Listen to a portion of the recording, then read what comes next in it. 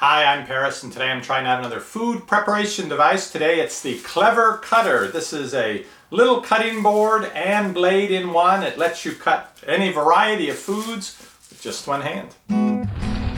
Epic review, guys. It's kind of like a knife and cutting board, but also kind of just like a big pair of scissors. Let's see if it can be delicate enough to cut through some shortcake without smushing it flat, but strong enough to cut through some tough fruit and vegetables. I picked this up a year ago from their website, but I see you can get it now at Target and other stores locally for about $15. You can find out more about it at the link down below this video. Now, I ordered this about a year ago, but never got around to reviewing it because I hoped my daughter Roxana would do the video with me since she has to deal with just one hand working. I thought this would be a great kitchen appliance for her, but I can't get her to sit down and do the video, so I'm going to see how it works and I'll recommend it to her if it seems like something that would help her out. Okay, so there's a safety catch here to keep it closed. They warn you in the instructions it's very sharp. You know, watch, don't get fingers or other things in underneath of the blade. One thing I really like about it though is it says you can put it in the dishwasher. So okay, we pull the thing back. Wonder if you can do all this with just one hand. I should try that too. So there we go. They do also say don't try to cut anything bigger than the opening of the Clever Cutters. I feel like I should be out trimming the hedges with this. Okay, so the mechanism makes it so it stops just before the blade hits the cutting board, unless you really squeeze it. I guess that's because you don't want it constantly hitting that plastic surface or it might dull it. They also included a peeler in my order, but I think that's because I ordered it long ago and online. All right, well, that's the mechanism, and then you put it like that. This would be hard to do with one hand.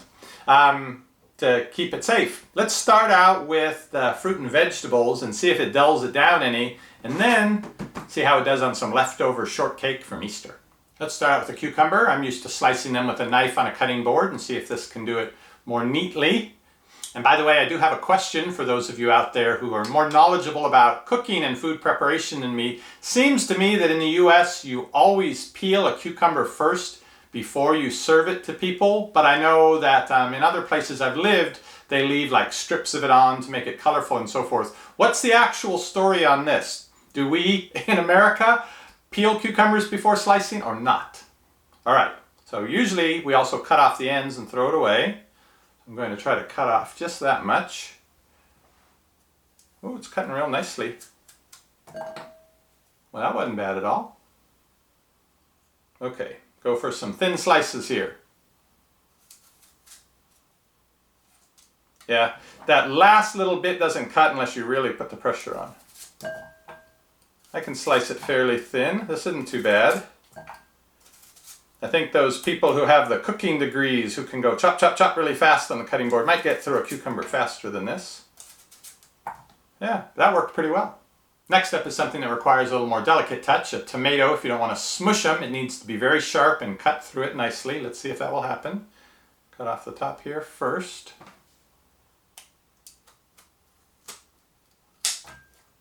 Yeah, still pretty sharp edge, that's good. Now for a thin slice. Yeah, I'm just having problems with that last little bit where it doesn't hit the cutting board. Keep the fingers back. Okay. I'm still liking it. Now here's a purple potato. I don't usually buy purple potatoes, so somebody else bought this.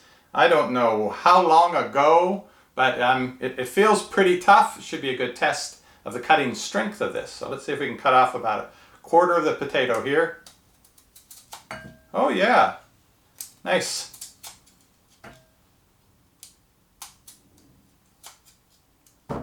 Had no problem with the potato. I have a very old lime that I also found in the crisper of the refrigerator that I think it was George Carlin that said it shouldn't be called a crisper, it should be called a rotter because that's what fruit and vegetables go there to do. Try to cut this lime in half. Here we go. Oh, I'm going to spray this in my face, aren't I? It's slippery. I don't want to get my fingers in. I can smell the lime already. Mmm. I think it's a lime.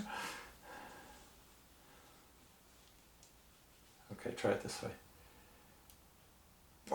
2 hands. Why is this so hard to cut? Oh, it must be the rind. It's just giving it a hard time. Or it's going to explode with lime throughout the room. Oh! All right. That has defeated the clever cutter. Let's get back on track with an apple. Golden delicious. I'm not sure how I would cut it with this. Let's just cut from the side, I suppose.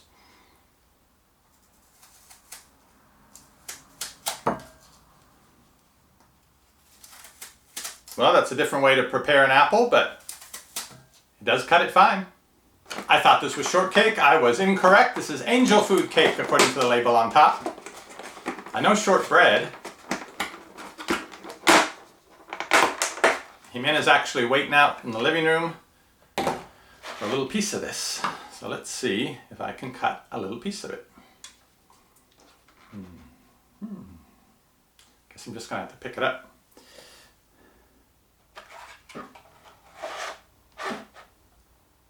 Alright,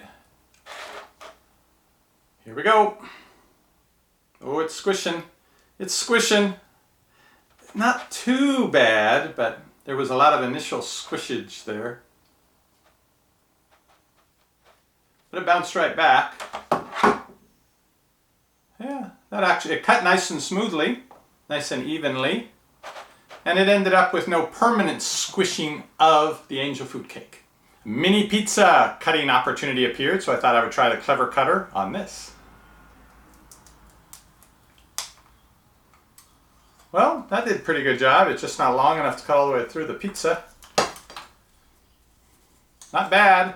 The pizza usually is a mess cutting it because it grabs the cheese and tomato sauce and, you know, strings it along and makes it kind of a mess. But this is turning out pretty nice. So for mini pizzas, not bad. If I could just cut in a straight line, I'd be all right. There we go.